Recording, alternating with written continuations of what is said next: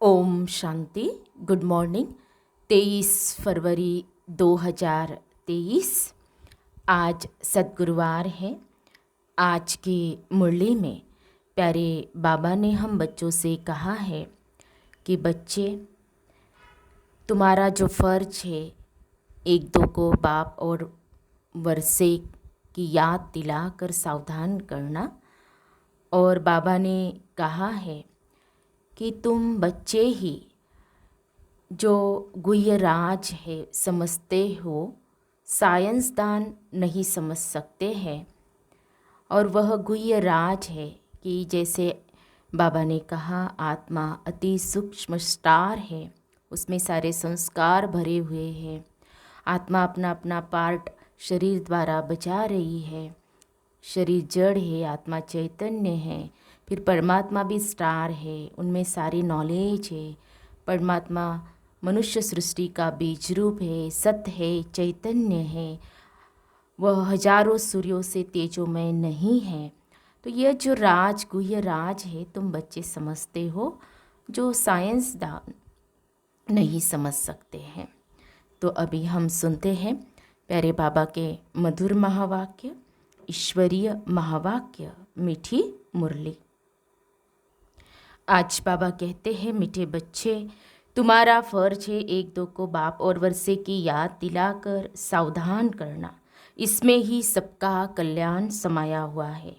आज की मुरली में प्रश्न है, तुम बच्चे किस एक गुह्य राज को समझते हो जो कोई साइंसदान भी नहीं समझ सकते? उत्तर है, तुम समझते हो कि आत्मा अति सूक्ष्म स्टार है, उसमें ही सब संस्कार भरे हुए हैं। वही शरीर द्वारा अपना अपना पार्ट बजा रही है।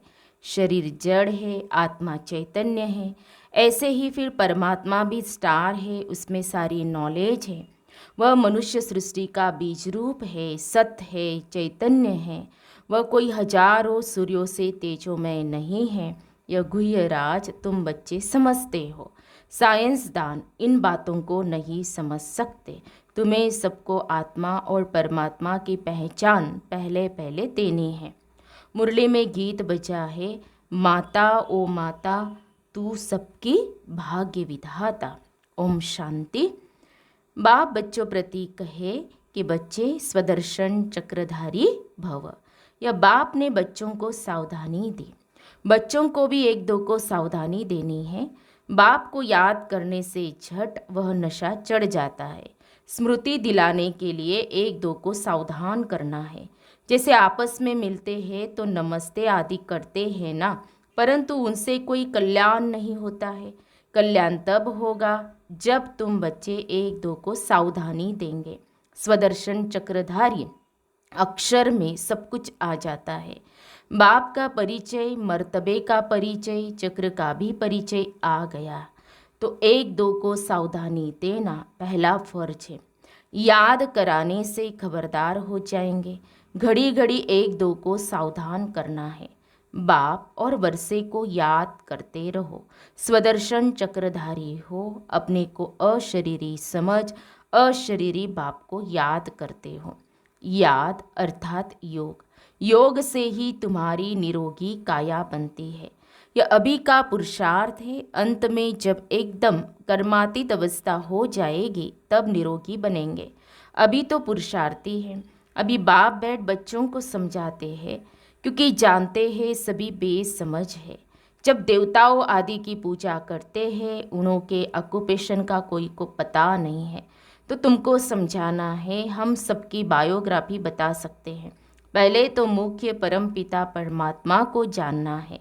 उसमें भी बहुत मनुष्य मूंझते हैं, कहते हैं परमात्मा का कोई नाम रूप नहीं है। तो पहली पहली मुख्य बात है आत्मा परमात्मा का भेद और ज्ञान बताना। यह तो जानते हैं सब आत्मा है, पुण्य आत्मा पाप आत्मा कहा जाता है। पाप परमात्मा नहीं कहेंगे, पतित दुनिया है ना, परमात्मा तो पतित नहीं होता। इसीलिए मनुष्यों को पहले पहले आत्मा को जानना है, क्योंकि आत्मा का ज्ञान कोई भी मनुष्य में नहीं है। आत्मा ही सुनती है, आत्माएं खाती पीती सब कुछ करती है इन ऑर्गन्स द्वारा। आत्मा का रूप क्या है? कहते हैं चमकता है भ्रुकुटी के बीज में अजब सितारा। तो आत्मा का रूप समझाना पड़े ना। आत्मा का रूप कोई इतना बड़ा तो नहीं है, आत्मा अति सूक्ष्म है। आत्मा का रूप है जीरो अथवा बुरी, अर्थात बिंदी भी कहते हैं।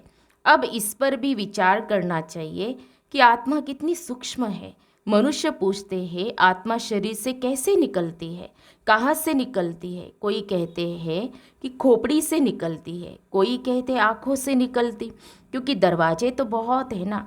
परंतु आत्मा है क्या चीज़, यह जानना बड़ा वंडरफुल है।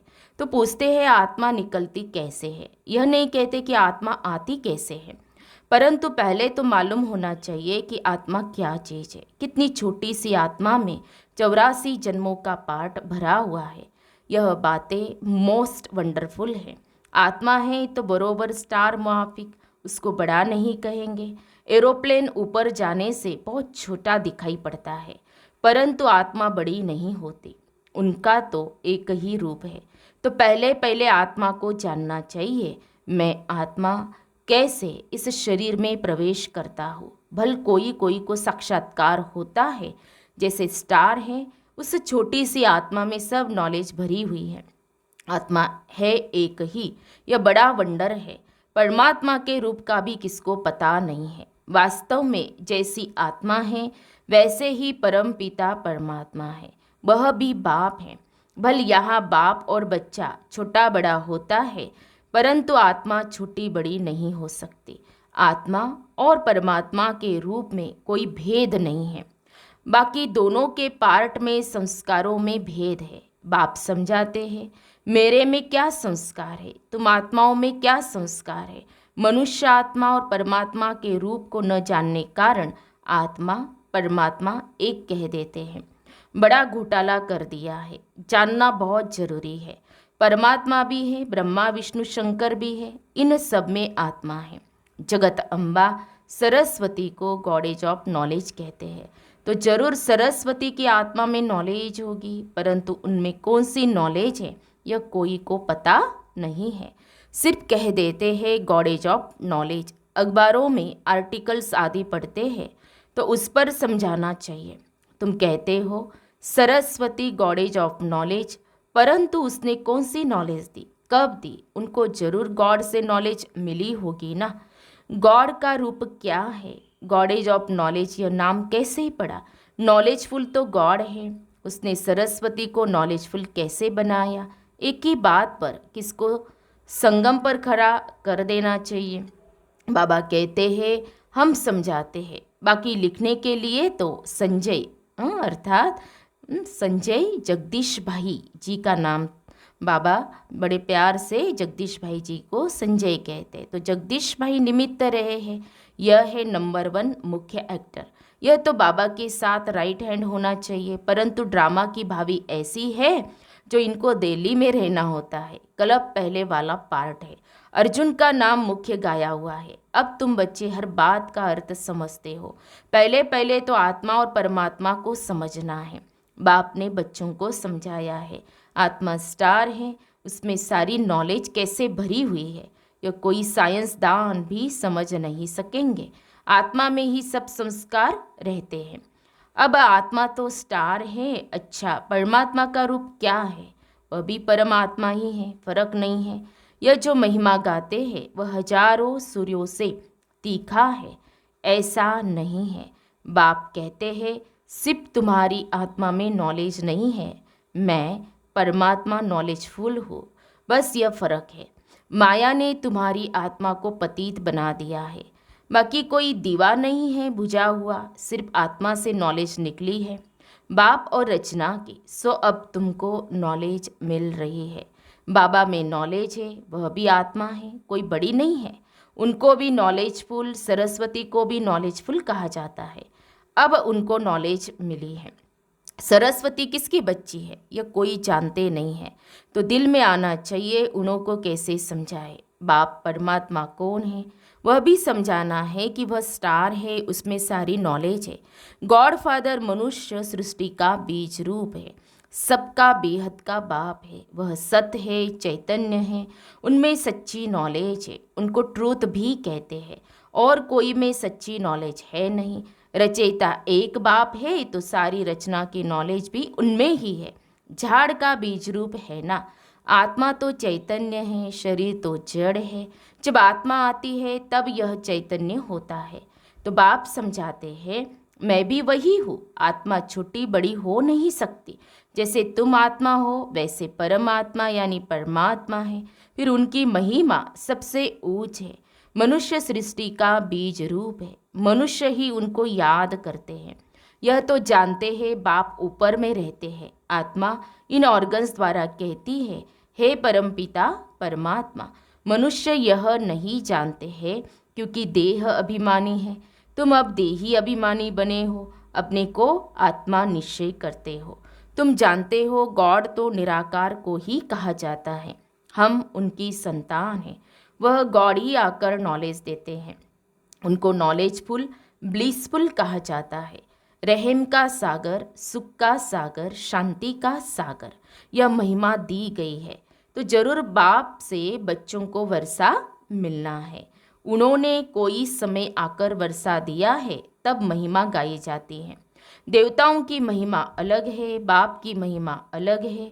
सब आत्माओं का वह बाप है। क्रिएटर होने के कारण उनको बीज रूप कहा जाता है।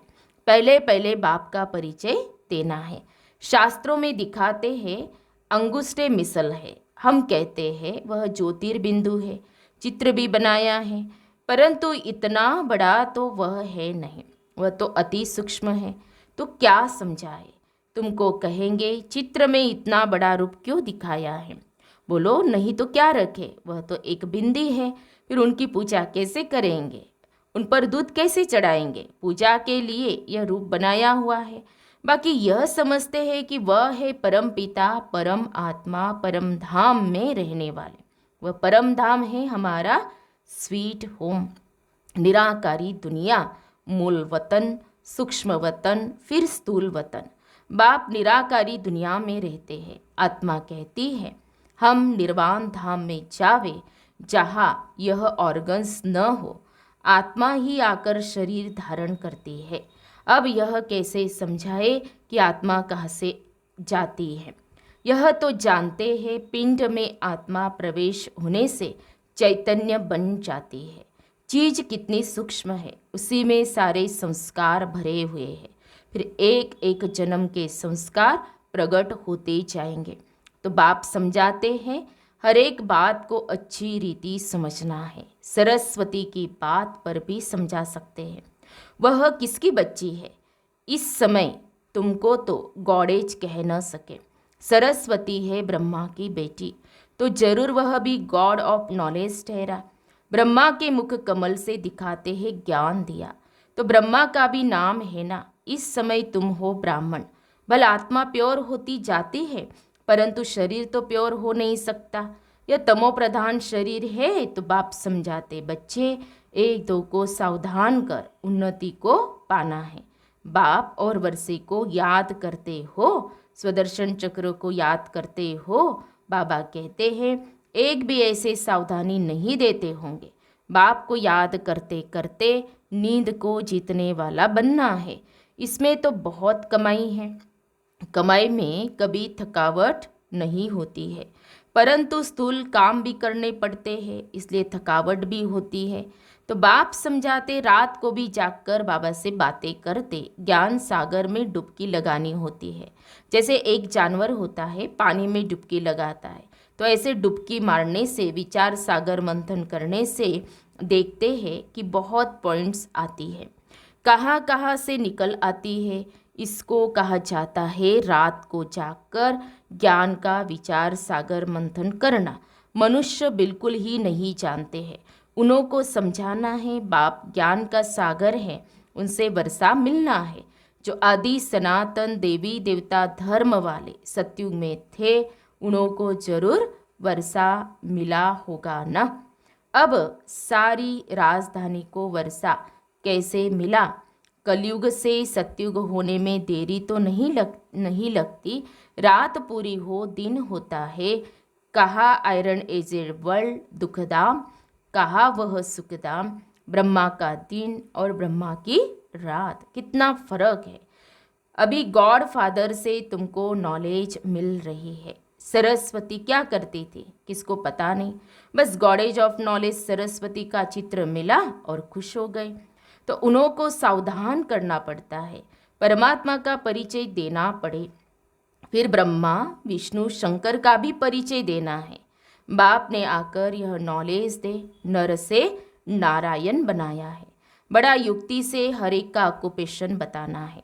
सरस्वती भी ब्रह्मा मुख वंशावली है, तो जरूर परम पिता परमात्मा आया, उसने ब्रह्मा द्वारा मुख वंशावली रची।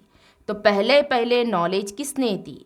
कहते हैं कलश सरस्वती को दिया, बीच से ब्रह्मा को गुम कर दिया है। यह किसको पता नहीं है कि ब्रह्मा तन में आकर माताओं को कलश दिया है, तो जरूर ब्रह्मा भी सुनते होंगे ना। ब्रह्मा के हाथ में शास्त्र भी दिखाते हैं, ब्रह्मा की मत मशहूर है, तो वह भी सभी वेदों शास्त्रों के सार की मत देता होगा। ब्रह्मा द्वारा शिव बाबा समझाते हैं। ब्रह्मा कहाँ से आया, यह रथ कहाँ से निकला, कोई नहीं जानते। बाबा ने अभी बताया है जो तुम समझा सकते हो। अच्छा, मीठे मीठे सिखी लदे बच्चों प्रति माता पिता बाप दादा का याद प्यार और गुड मॉर्निंग। रूहानी बाप की रूहानी बच्चों को नमस्ते। हम रूहानी बच्चों की रूहानी बाप दादा को याद प्यार और नमस्ते नमस्ते। ओम शांति ओम शांति ओम शांति। गुड मॉर्निंग बाबा, शुक्रिया बाबा, थैंक्स बाबा, पद्मा पदम शुक्रिया बाबा आपका। धारणा के लिए मुख्य सार, आज की मुरली का सार 2 पॉइंट में। पहले पॉइंट है, रात को जागकर ज्ञान का विचार सागर मंथन करना है, ज्ञान सागर में डुबकी लगानी है, बाप को याद करते नींद को जीतने वाला बनना है।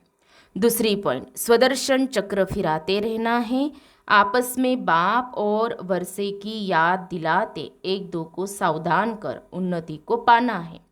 प्यारे बाबा का वरदान है, स्वयं को संगम युगी समझ, व्यर्थ को समर्थ में परिवर्तन करने वाली समर्थ आत्मा भव। स्वयं को संगम युगी समझ, व्यर्थ को समर्थ में परिवर्तन करने वाली समर्थ आत्मा भव। यह संगम युग समर्थ युग है, तो सदा यह स्मृति रखो कि हम समर्थ युग के वासी हैं, समर्थ बाप के बच्चे, समर्थ आत्माएं हैं। तो व्यर्थ समाप्त हो जाएगा।